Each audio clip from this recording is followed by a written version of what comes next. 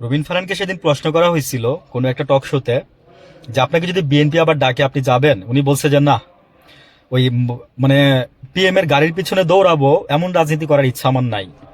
এবং আমি যদি এখান থেকে বের না হইতাম, টেকনাফ থেকে তেঁতুলিয়া আমাকে কতটা ভালোবাসে মানুষ।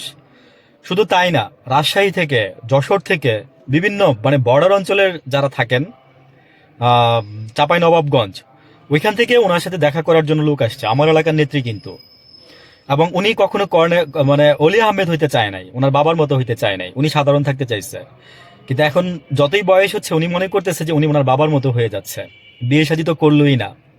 আসলে রাজনীতির সাথে যারা জড়িত থাকে, রাজনীতিটাকে যারা সাধারণ মানুষের সমস্যা মনে করে, তারা পারে না। আমি দেখছি যে এই যে যেমন ওনার বাবাই 55 বছর বয়সে সম্ভবত বিয়ে করছে, তাও ওনার মা বিয়ে করাতে, এইভাবে আমি বলবো আর কি। ওনার মা বেঁচে আছেন এখনো, অসুস্থ যদিও। ওনার বাবা তো অনেক আগেই মারা গেছেন, ওনার বাবা তো আওয়ামী লীগ করতো। তো উনি বিএনপিতে যোগ দিচ্ছে, রুমিন ফারহান।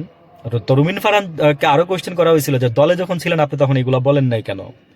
তো উনি বলছে দেখেন, আমি দলের সম্পর্কে আগেও বলছি, পরেও বলছি, খারাপটা ভালোটা পরেও বলছি। এখন ধরেন দল আমার বিপক্ষে গেছে, এখন আমার কথা তো ঠিকই আছে, কথাই দেখলাম যুক্তি আছে।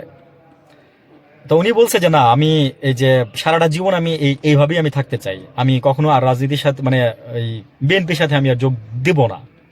আমি কি বলবো জানেন, আমি বলবো যে আপনি এনসিপির সাথে যান, তরুণরা আপনাকে পছন্দ করে। একদম অনেস্টলি বললাম কথাটা রুমিন আপা।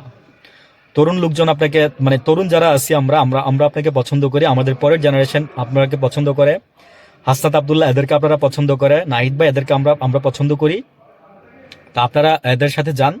কারণ হচ্ছে কি যে প্রবীণের সাথে নবীনের যদি একটা সংমিশ্রণ ঘটে, আমি অনেক আগে সেজন্যই বলছিলাম যে বিএনপি যদি মানে এনসিপি যদি বিএনপির সাথে যেত, নামে নামে মিল ছিল, তাহলে তো ভালো কিছু করতো, হয়তো বা থাকতে পারতো না, ফিকশন হয়ে যেত মাঝখানে, তারপর আবার দল ভেঙে চলে আসতো।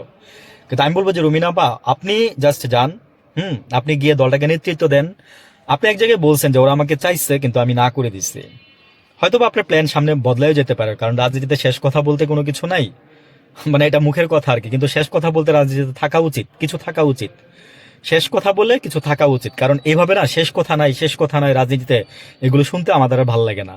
আজকে 54 বছর 55 বছর হয়ে গেছে স্বাধীনতার, অথচ দেশটার কোনো পরিবর্তন হলো না। অথচ আমাদের চেয়ে মালয়েশিয়া গরিব ছিল, সিঙ্গাপুর গরিব ছিল।